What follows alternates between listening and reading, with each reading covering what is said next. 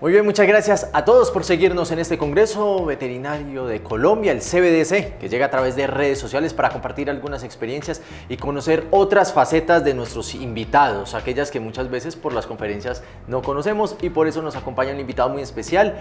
Santiago, gracias por sacar de tu tiempo de este Congreso para poder compartir, conocer un poco acerca de tu vida. Un placer. ¿Cómo estás, David? ¿Todo espectacular? ¿Bien? Yo muy bien. ¿Cómo has visto más que el Congreso, el escenario de la medicina en Colombia? A mí Tú se que me vienes pareció... otra vez del país y que ya has compartido obviamente varias ocasiones con Sí, nosotros. a mí me pareció muy interesante, que incluso lo dije en la charla de síndrome de Cushing al respecto, que yo veo que en Colombia es un país con un nivel de medicina veterinaria excelente y que cada día se van superando, y no lo digo porque estoy acá en Colombia, ¿eh? Entonces yo cuando empecé esa charla dije, hoy voy a dar una charla a un nivel muy alto porque este público está preparado para esto. Y fue la charla de síndrome de Cushing, la verdad. Hablando del síndrome de Cushing, Doc, algunas personas que obviamente lo ven, que no son médicos veterinarios, pero nos gusta mucho para poder ayudar a educar y que ellos comiencen, porque son los primeros que empiezan a detectar algún tipo de síntomas. ¿Qué recomendaciones, por ejemplo, nos das, ya que trasten de materia tan rápidamente?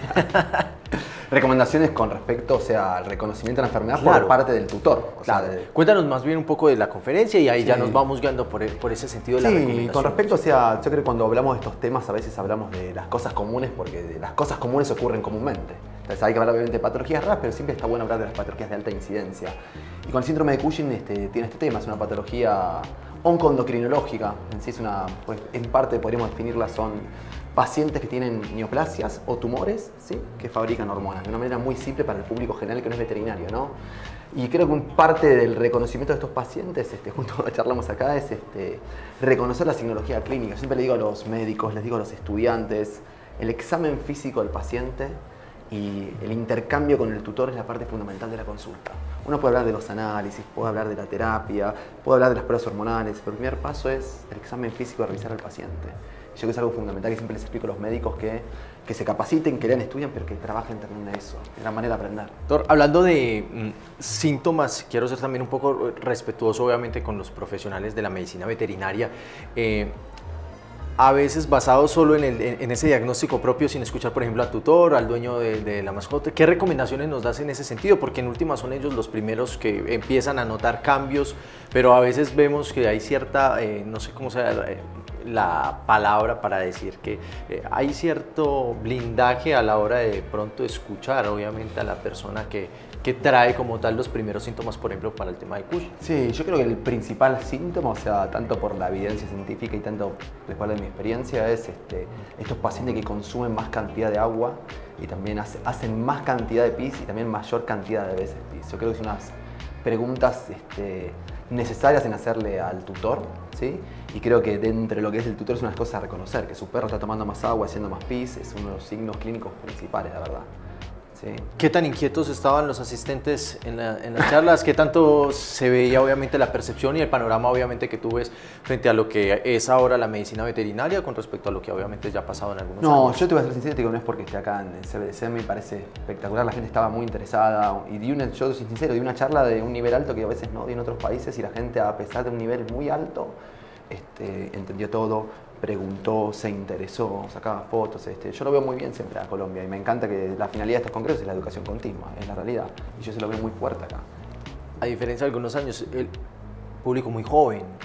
Vi muchos estudiantes, lo cual me parece bueno porque el estudiante puede ser un médico veterinario. Así que me interesa a mí, yo siempre digo, el médico veterinario tiene que formar. Pero la formación del estudiante es fundamental para que cuando llegue a ser médico veterinario ya estés formado. Si tienes una persona que, en mi caso, ¿no?, me venga a escuchar por primera vez siendo médico veterinario, a un estudiante que ya me viene escuchando varios años y cuando ya se recibe tiene esos conocimientos adquiridos cuando es estudiante. Yo creo que el foco fundamental del futuro de la medicina, más allá del médico veterinario, también es el estudiante. Porque el estudiante es el futuro que viene. Lo mencionaba con el doctor Jody. ¿Cómo combinar la formación que se da, por ejemplo, en escenarios como el Congreso Veterinario de Colombia, ya a la salida de campo, a la práctica? ¿Cómo crees que es, digamos, para que no quede esa disruptiva entre lo que se vive en un congreso, pues no estamos en práctica, es una formación bastante interesante? ¿Qué consejos nos das? ¿Cómo aplicarlo ya a la hora, obviamente, de la práctica? Yo siempre, como te decía, David, lo recalco fundamental. Siempre yo digo que hay que, aprender, practicar y enseñar lo aprendido. Yo siempre digo, cuando yo doy clase en la universidad, les hablo a los alumnos, digo, Uno tiene primero leer, lógicamente, aprender eso, ponerlo en práctica y después enseñarlo. Yo creo que es el consejo más fundamental. Cuando uno va a un congreso y dice, bueno, primera fase, estoy ahí aprendiendo esto nuevo. La segunda fase la tengo que aplicar, para ese conocimiento se quede grabado. Y la tercera fase es enseñarlo al que no lo sabe, para que el conocimiento se vaya expandiendo. Escuché a Santiago que dijo esto, yo no fui a la charla, pero escuché esto, y ese conocimiento se va transmitiendo, y así va creciendo el gremio veterinario. ¿Y qué expectativas te da, por ejemplo, estos escenarios a futuro? No, yo lo veo muy bien. Yo estuve en el CBDC el año pasado también, y este año veo más gente, por lo menos mi percepción visual, y veo también desde mi área mucha más gente interesada en la endocrinología.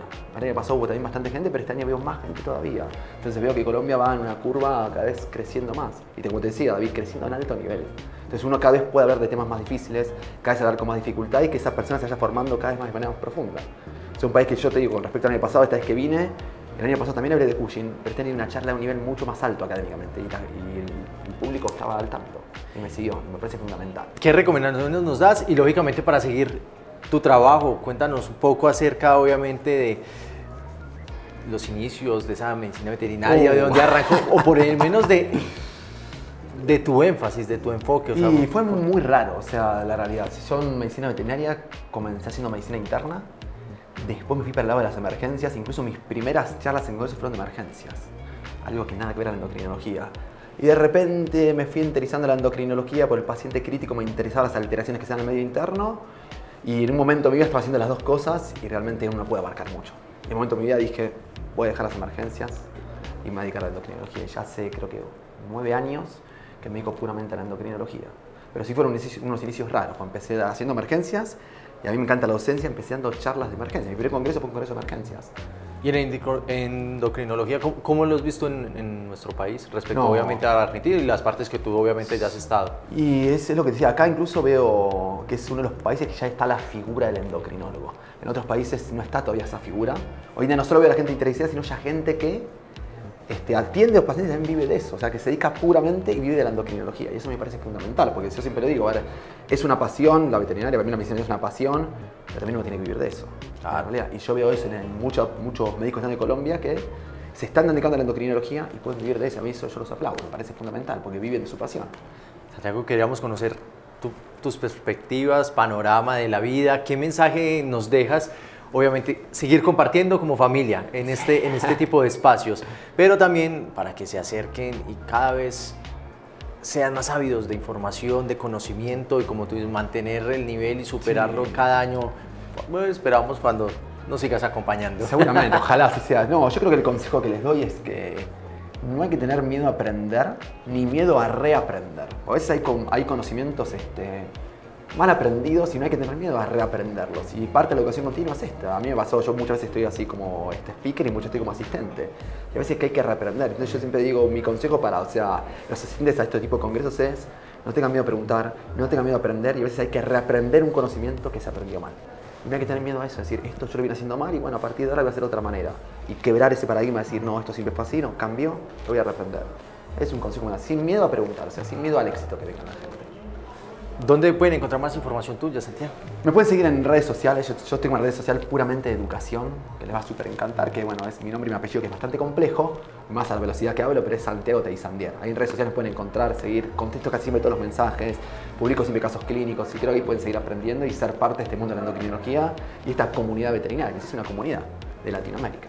Muchas gracias, Santiago, por acompañarnos. Yo también tengo una invitación para que compartan, para que ustedes estén presentes, y si quieren algún tema, vamos a tener también tips próximamente en el lanzamiento de lo que va a ser el CADIN Colombia. Vamos a estar también hablando, lógicamente, de tema de gatos, que en nuestro país tiene, digamos, un interés muy particular, muy interesante, y que también en la industria está moviendo y está generando grandes recursos, así que muy pendientes.